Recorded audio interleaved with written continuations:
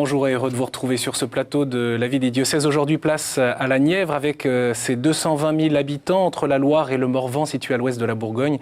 C'est un territoire où l'évangile est annoncé depuis le VIe siècle. Dans ce territoire principalement rural, d'où les jeunes partent aujourd'hui souvent pour les études ou trouver un emploi, difficile pour l'Église d'enraciner la foi aux générations qui viennent. Et pourtant, il se passe des belles choses. Les chrétiens sont très présents dans le domaine caritatif, alors que la Nièvre est le département le moins riche de Bourgogne. Monseigneur Thierry Braque de la Perrière, bonjour. Bonjour. Un grand merci d'être avec nous. Vous êtes évêque de Nevers depuis 2011. Vous achevez vos visites pastorales, les premières. Et d'ailleurs, je signale la parution de votre lettre pastorale, Croix, aime, espère. Bien sûr, on va la découvrir tout au long de cette émission. Peut-être un mot sur votre regard sur l'Église dans la Nièvre, puisque vous êtes allé à la rencontre. Alors l'Église dans la Nièvre, je la trouve d'abord attachante, belle, simple, mais pauvre. Et j'ai trouvé beaucoup d'accueil de la part des diocésains, un désir vraiment d'avancer, d'être aidé. Et j'ai senti vraiment un bon esprit au fur et à mesure de mes visites pastorales. J'ai passé 15 jours dans chaque groupement de paroisse. Il y a 6 groupements de paroisse. Et donc, ces visites pastorales ont duré environ 1 an et demi. Oui.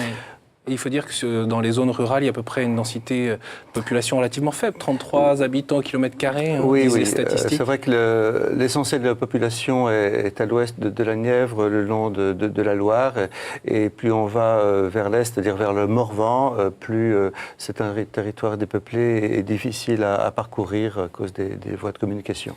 En feuilletant votre lettre pastorale, on peut retrouver, j'évoquais cette évangélisation depuis 6 siècles, et en même temps, vous le disiez, une église en situation de pauvreté, et vous le notez, l'histoire a comporté, il ne faut pas l'oublier, de vraies luttes idéologiques. La déchristianisation n'est pas seulement faite par un abandon progressif de la pratique religieuse, mais aussi par des vagues d'anticléricalisme liées en partie à des difficultés sociales et au sentiment que l'Église était l'allié des riches. Au gros, un passif, un héritage idéologique qu'il faut porter encore aujourd'hui.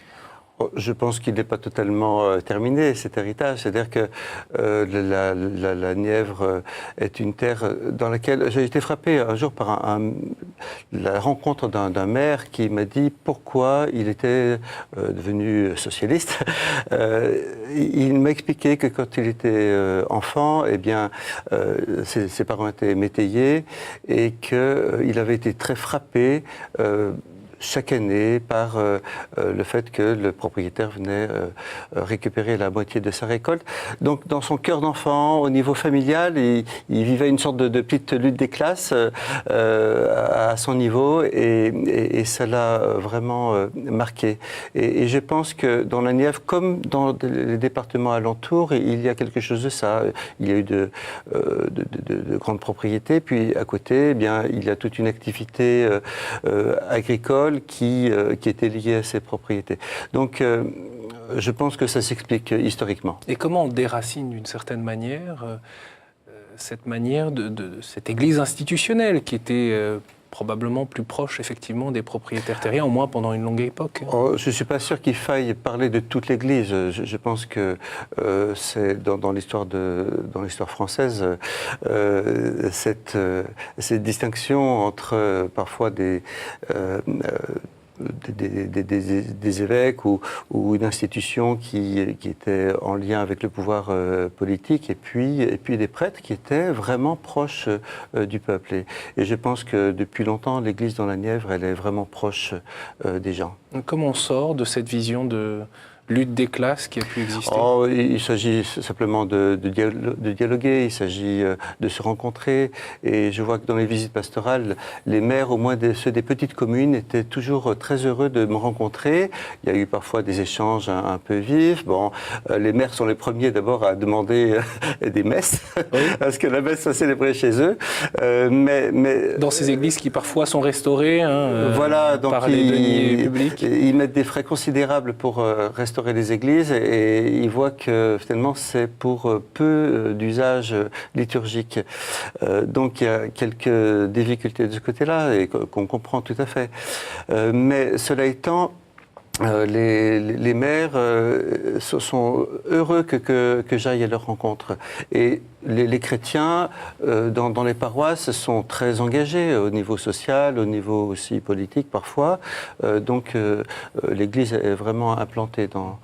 On peut saluer la mémoire de votre prédécesseur, Monseigneur Degnaud, dont les funérailles ont été célébrées dans la cathédrale de Nevers. C'était le 17 janvier dernier. Il a laissé un témoignage qui a marqué les habitants. Oui, c'est vrai que son témoignage, d'abord son épiscopat a marqué les Nivernais, et puis sa fin de vie, au cours de laquelle il s'est préparé progressivement et il a laissé finalement des messages successifs, et en particulier un livre, Chemin de vie, chemin de Dieu, qui a été écrit à l'hôpital pendant 2 mois d'hospitalisation. Il a écrit son livre qui est un peu un testament, et ça a bien marqué les Nivernais. Simplicité, fraternité, c'est aussi l'expérience que vit aujourd'hui une petite fraternité de chrétiens dans le Morvan, à Ligny. Je vous propose qu'on la découvre. Fruit d'un parcours initié dans les années 90, la fraternité Saint-Hilaire regroupe aujourd'hui une dizaine de membres qui se retrouvent fréquemment pour prier, méditer la parole, aider les plus pauvres, accueillir ceux qu'ils désirent. Et ils attirent aussi autour d'eux beaucoup de personnes qui sont en recherche ou qui souhaitent approfondir leur foi. Charles-François Brejon est allé à leur rencontre. Au cœur du parc naturel du Morvan, à Ligny, un bourg de quelques centaines d'habitants. Le Morvan, c'est un peu le parent pauvre des riches régions agricoles qui l'entourent, pauvre en population, en activité économique, en liaison et profondément déchristianisé. C'est dans ce quasi-désert matériel et spirituel que la fraternité Saint-Hilaire s'est installée. Voyez qu'il est bon, qu'il est doux d'habiter en frères tous ensemble. Et pour moi, c'est le leitmotiv de ce que nous vivons ici. Alors voilà, si vous voulez qu'on entre. Ainsi, la vie fraternelle est au cœur de cette cellule d'église naissante, autour de la table, dans l'accueil du plus pauvre, le partage de la parole de Dieu, la fréquentation assidue des sacrements ou la prière. Dans les Actes des Apôtres, il est écrit que les premiers chrétiens partageaient, ils mettaient tout en commun. Et je pense, souvent on pense mettre tout en commun, juste les choses matérielles, bon on le fait, c'est important, mais aussi mettre en commun ce que le Seigneur fait dans notre vie, notre foi, c'est vraiment très très important aujourd'hui. Et je pense que c'est un des chemins qui est important pour le relèvement de l'Église. Car dans cette région, l'Église vit des heures sombres, il y a pourtant de bonnes raisons d'espérer. Nous sommes, le curé et moi-même, responsables de 21 clochers, et dont là, beaucoup restent fermés toute l'année, sauf de temps en temps pour des obsèques. Et il y a presque plus de baptêmes qui sont demandés, ni de mariage. Il y a très très peu de pratiquants. La messe dominicale, au maximum, on est à 25 personnes. Et souvent, on est 12-13, pour 11 clochers, je dirais, qui se rassemblent. L'église est en ruine, elle est en ruine, ça, il faut être aveugle pour ne pas le voir.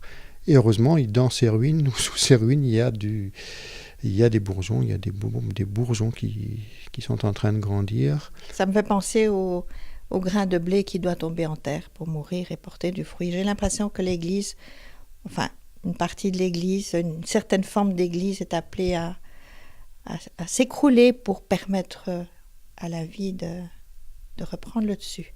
Une Église qui fonctionne dans des cases et qui est assez fermée, disons, dans son fonctionnement. On sent qu'on étouffe un peu dans des pastorales qui sont rigides. Qui suis-je pour dire ça? Mais c'est vrai que je le pense. Je pense, oui. Mais en même temps, on sait que le Seigneur est capable de faire renaître la vie au milieu des ruines. On le croit vraiment.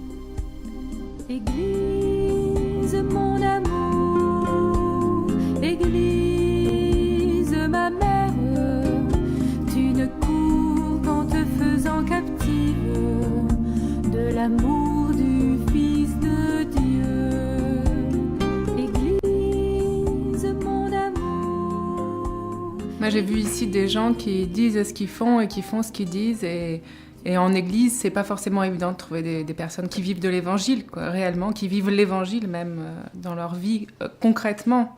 Je connais cette fraternité depuis peu de temps, mais ce que je constate, c'est qu'ils sont très ouverts aussi à la vie paroissiale, à la vie dans les petits villages. Ils sont très ouverts, ils sont très attentifs aux personnes seules et ils ne sont pas simplement entre eux dans cette petite fraternité, dans leur petit cocon. Je me considère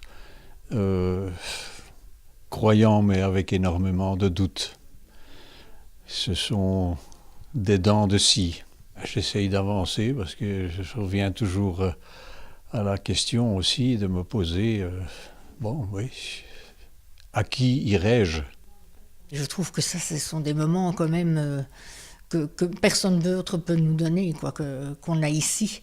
Et par exemple, si on me disait, voilà, vous pouvez choisir en allant une semaine au Club Méditerranée dans un pays de vos rêves ou venir ici. Bon, au début, on hésite un peu, mais je veux dire, quand on vient ici, on repart, on a ces batteries rechargées, on est plein de courage, de foi. Et je crois que ça, c'est un plus beau cadeau et personne ne peut nous l'enlever, quoi. Fraternité, ça veut dire frère d'abord. Les assemblées dans les églises, je trouve que c'est froid. Si c'était notre frère, on serait plus chaleureux avec les uns et les autres. Et je trouvais qu'on ne l'était pas tellement. Même à la messe, on se quittait sans se parler. Et depuis, ici, on arrive à se connaître, à se saluer, même lorsqu'on se retrouve à l'extérieur. On a l'impression qu'il s'est créé un petit lien entre les chrétiens de cette paroisse. Les statuts de la fraternité sont en cours d'élaboration. Ils définiront sa nature, ses moyens, sa mission, en vue d'une reconnaissance canonique. Alors, Monseigneur, vous voyez regarder attentivement ce reportage. Oui. Il y a des mots très durs du Père Geoffroy qui dit « L'Église est en ruine ». Oui, alors je voudrais quand même réagir. Et bien sûr, et le paradoxe, à... c'est aussi de voir que cette fraternité qui vit sa foi chrétienne, eh bien, elle produit, j'allais dire, de la joie, de la fraternité, quelque chose d'important pour les gens qui y habitent. Hein. Oui, alors quand même, je réagis par rapport à cette expression, disant que l'Église est en ruine, parce que l'Église n'est pas en ruine. Il y a la C'était déjà le cas du temps de saint François d'Assise. Hein. Oui. Mais l'Église renaît toujours de ses cendres, si on peut dire. Non, je voudrais souligner que cette expérience de la fraternité Saint-Hilaire est belle et un peu unique dans le Morvan. C'est précisément dans un lieu très pauvre que cette fraternité naît. Elle est toute neuve, hein, elle est encore toute petite, c'est une petite pousse. Mais je souhaite qu'il y ait des lieux comme ça de vie spirituelle, de fraternité, de joie, de foi, qui puissent aider des gens à reprendre pied, à reprendre la route de la foi. Mais je voudrais quand même souligner qu'il y a beaucoup d'autres petites fleurs dans la Nièvre, des petits mouvements. Je pense à un mouvement qui s'appelle Chemin d'Espoir, des pauvres qui se réunissent autour de l'Évangile. Il y a beaucoup de gens qui cherchent Dieu et puis il y a des paroisses vivantes, il faut pas l'oublier. Donc, mais voilà, je suis content que cette fraternité puisse se développer. Oui, il y a quelque chose en tout cas qui se manifeste autour de la fraternité et du lien avec la parole de Dieu. Oui. On peut le voir d'ailleurs dans de nombreux diocèses, mais également... Je pense que c'est quand même une des clés de notre résurrection, si on peut dire, comme Église, c'est de retrouver la parole de Dieu comme source, de retrouver une relation vivante avec la personne du Christ, la personne de Jésus, dans la prière, et tout ça dans un climat de rencontre fraternelle. Je pense qu'aujourd'hui, tout le monde cherche ça. Hein, et il faut donner la possibilité de le vivre. Oui, vous dites dans votre lettre pastorale qu'effectivement, il y a différentes résistances dans les modes de vie aujourd'hui, dans les modes de vie contemporains, notamment l'attachement à l'argent ou au gain, au rapport économique des choses. Il faut pouvoir s'intéresser aux questions existentielles. Oui, mais en fait, dès qu'on gratte un petit peu, il y a ces questions qui surgissent. Et quand il y a des propositions qui sont faites, et finalement, c'est aussi le Seigneur qui agit lui-même dans les cœurs, qui, par des petites choses, eh bien, est capable de faire une grande brèche dans des cœurs endurcis. Vous dites justement que l'une des grandes missions de l'Église, c'est éduquer à l'amour. Oui, je pense qu'aujourd'hui, c'est une grande tâche. C'est la tâche, bien sûr, des parents d'abord. Et il ne faut jamais leur retirer cette tâche. Les enfants n'appartiennent pas à l'État, comme j'ai pu l'entendre. Ils appartiennent même pas à leurs parents, ils appartiennent à Dieu. Et donc, l'école a la charge d'être aux côtés des parents pour aider à l'éducation des enfants. Donc, l'école catholique a cette responsabilité. Je voudrais vraiment soutenir cette responsabilité. Oui, l'école tient le coup, l'école catholique, dans le Nivernais? Eh bien, l'école catholique est une réalité petite dans la Nièvre et j'ai vraiment le souhait de la soutenir. Donc, il y a un prêtre qui a été nommé désormais pour chaque établissement pour cultiver les liens et favoriser finalement l'annonce de l'Évangile. Oui, c'est à la fois une nécessité et une chance que de se rassembler, rassembler différents établissements. Oui, alors là aussi, c'est une question de vie ou de mort, hein, si j'ose dire, pour certains établissements, que de s'associer les uns aux autres. Et donc, il y a eu une réforme de l'enseignement catholique dans la ville de Nevers avec la création du centre scolaire Notre-Dame il y a un an. Et puis, cette année, la création de l'ensemble scolaire catholique caunois avec le lycée Simone Dounon qui y rejoint. Voilà, à Cosne-sur-Loire. Oui. Est-ce que c'est par défaut, par manque d'élèves, ou parce qu'il y a moins de familles qui confient leurs enfants à l'enseignement catholique, ou c'est d'autres préoccupations? On sait que l'immobilier, les bâtiments. Alors là, en l'occurrence, la réforme de l'an dernier, c'était pour des raisons surtout immobilières, pour ajuster les moyens aux besoins. Mais aussi, il s'agit d'avoir une offre qui est beaucoup plus consistante et unifiée pour des élèves. Donc voilà, il faut une cohérence dans les propositions. Donc c'est dans ce sens-là qu'on travaille. Oui, pour vous, que représente l'enseignement catholique? Précisément, comme vous disiez à l'instant, l'une des grandes missions de l'Église, c'est éduquer à l'amour. Oui.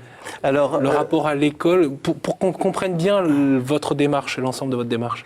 Alors, éduquer à l'amour, c'est tous les mouvements qui doivent pouvoir, les mouvements de jeunes notamment, qui doivent intégrer ça. Apprendre à aimer, parce que aujourd'hui, tous les discours qu'on entend, c'est surtout des discours techniques sur comment limiter les enfants, comment se protéger de l'autre, et non, comment se donner. Il s'agit d'apprendre à se donner, c'est ça l'Évangile. Et donc, je pense que les mouvements de jeunes, les paroisses, apprendre le service, l'attention aux autres, aux frères. Et apprendre à donner de soi, quoi. Et donc, je pense que ce sera je pense que l'Église a vraiment son rôle à jouer. Et on sait aussi qu'il y a une attention très grande aux pauvres. Vous avez cité tout à l'heure ce groupe qui accueille des personnes en situation fragile pour prier la parole de Dieu. Que s'est-il passé d'ailleurs autour de Diaconia, cette démarche c'était très beau dans la Nièvre. Bon, on a fait un quart, c'est pas grand-chose, mais à l'échelle de la Nièvre, c'est pas mal. Et c'était une délégation tout à fait atypique, qui ressemble pas à tous les pèlerinages qu'on a fait à Lourdes jusqu'à présent. Et ça a créé l'envie d'aller plus loin pour intégrer vraiment tout le monde dans l'Église et de faire fraternité avec notamment les plus pauvres. On a fait du 11 au 18 février, entre Notre-Dame-de-Lourdes et Sainte-Bernadette, une semaine de la fraternité avec un certain nombre d'initiatives, de rencontres et je pense que ça correspond bien à la Nièvre, que par des petites choses, pouvoir vivre et témoigner de l'Évangile. On sait qu'il y a, puisqu'on parlait tout à l'heure du rapport à la société, qu'il y a beaucoup d'aide sociale finalement en France. Mais quelle est la spécificité de cette attention et cette présence de l'Église auprès des pauvres, j'allais dire ce service, cet accueil, en quoi c'est prophétique au fond? Ce qui est spécifique de l'Église, c'est que ça vient de la charité du Christ, ça vient de l'amour de Dieu que l'Église a la charge, a la mission de déployer, d'incarner, de rendre visible. Et une aide sociale, elle n'est pas toujours faite d'amour.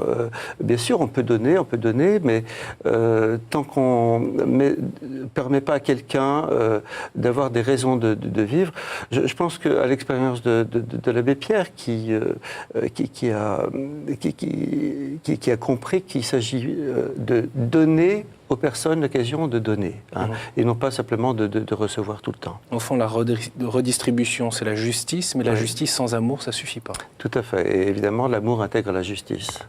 Monseigneur, vous parliez tout à l'heure de Sainte Bernadette. Et effectivement, c'est à Nevers que Bernadette de Lourdes a fini sa vie. Elle a vécu 13 ans d'ailleurs chez les Sœurs de la Charité à Nevers. Le sanctuaire Sainte Bernadette accueille aujourd'hui 200 000 pèlerins. Je vous propose justement d'écouter un peu deux témoignages, parce que son corps, on le sait, est demeuré intact. Il est exposé à la vénération des fidèles dans une chasse au couvent Saint-Gildas. Et si Bernadette attire actuellement, c'est qu'elle est une figure spirituelle qui parle à l'homme d'aujourd'hui. En tout cas, c'est ce que nous explique sœur Martine Gobot, sœur de la Charité à Nevers, et Nicolas Joanne, qui est directeur de l'espace Bernadette. C'est quelqu'un qui est très actuel dans le sens où elle a vécu une bonne partie des galères que vivent les gens qui sont aujourd'hui dans notre société. Chômage, manque de considération, manque d'argent, problème de logement. Et cette jeune femme a traversé. À la suite de la rencontre qu'elle a faite à Massabielle, un jour, elle va comprendre qu'elle est aimée et ça va lui faire traverser tous les obstacles. Il y a des pèlerins qui me disent « Oh Bernadette, qu'est-ce qu'elle a été malheureuse ?» Et j'ai coutume de répondre « Elle n'a pas été malheureuse, elle a eu du malheur. » Et ce malheur, elle a pu le passer, elle a pu le traverser parce que je crois que de Massabielle, elle s'enracine quelque part dans le cœur de Dieu. Et bon, voilà, ça ne va pas éviter les difficultés de la vie, mais en tout cas, elle va pouvoir les passer. Je crois qu'il y a effectivement un enjeu pour nous d'être présents dans ces lieux où le monde, où les situations les plus diverses peuvent venir, avec des fois des grandes souffrances. Enfin, moi je suis frappé depuis que je suis à Nevers de voir combien de gens vivent des choses très très lourdes et finalement, quels sont les lieux où ils peuvent les déposer, à qui ils peuvent les confier. Et là, il ne s'agit pas de vouloir d'abord les catéchiser, il faut d'abord les accueillir, les écouter, qu'ils puissent poser aussi ce qu'ils portent, et Bernadette y aide beaucoup. Je crois que l'annonce va se faire à partir de la démarche de connaissance de Bernadette. C'est pas pour rien que l'Église nous la propose comme témoin. Je crois que sans s'en rendre compte, ou en s'en rendant compte, les gens cheminent en fait sur sa propre découverte du Christ. Parce que Lourdes, c'est un lieu étonnamment marial. Ici, c'est un lieu christologique où par Bernadette, on est amené à la rencontre du Seigneur. Et en quoi les Nivernais sont touchés par Sainte Bernadette? Parce qu'on sait qu'il y a des pèlerins du monde entier qui viennent là. Bernadette leur est très proche, c'est une petite, et les Nivernais se sentent aussi petits. La Nièvre a toujours, depuis 150 ans, vécu des difficultés, et je pense que les Nivernais ont un petit peu intégré ça. Et le fait d'avoir accueilli Bernadette, eh bien, ça leur fait beaucoup de bien, et beaucoup viennent la voir très simplement, et je crois qu'elle le ressemble. Finalement. Vous dites dans votre lettre pastorale, l'avenir de notre Église est entre les mains du Seigneur. Pour autant, vous êtes, vous, évêque, et vous portez la charge de gouverner l'Église dans ce diocèse. Comment vous voyez finalement les années qui viennent? Beaucoup se posent la question. Au fond, qu'est-ce qui est important pour les fidèles chrétiens d'avoir à l'esprit, d'avoir dans le cœur aussi? Alors, c'est en fait tout l'objet de ma lettre pastorale, de dire ce qu'ils doivent avoir dans le cœur, avec ces trois mots, crois, aime, espère, parce que c'est là la racine. Et moi, je voudrais cultiver et puis encourager les Nivernais dans cet acte de foi, dans l'amour et dans l'espérance. Et moi-même, je voudrais essayer aussi d'être entre les mains du Seigneur, parce que c'est vrai que l'avenir, on ne peut pas vraiment le prévoir. On peut prévoir à peu près combien il y aura de prêtres, etc. Mais on ne sait pas du tout comment et ce que sera l'Église. On sait simplement qu'elle est un don de Dieu et qu'elle est guidée par le Christ dans son esprit. Donc j'ai envie simplement de servir le Christ dans son Église, dans la Nièvre. Au fond, qu'importe, c'est facile à dire, mais qu'importe la pauvreté ou la taille ou le nombre, ce qui compte, c'est la foi. Oui, je pense que d'abord le roi David a été puni très fortement lorsqu'il a voulu compter son peuple. Et Dieu ne compte pas, il compte jusqu'à 1, il compte chacun et comment chacun grandit. Et nous devons compter chaque personne pour dire que chaque personne compte.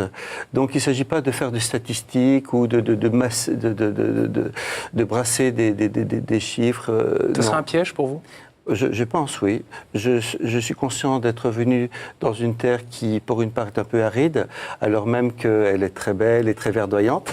Eh bien, c'est cette terre-là qu'il s'agit d'ensemencer par l'Évangile. Croix, aime, espère, voilà le titre de votre lettre pastorale et qui donne l'esprit en tout cas de votre présence et de ce que vous souhaiteriez que les chrétiens soient dans la Nièvre. Merci beaucoup Monseigneur Braque de la Perrière d'être venu.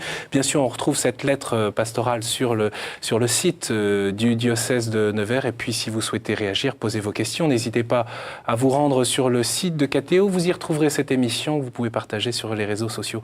Bon carême et à la semaine prochaine.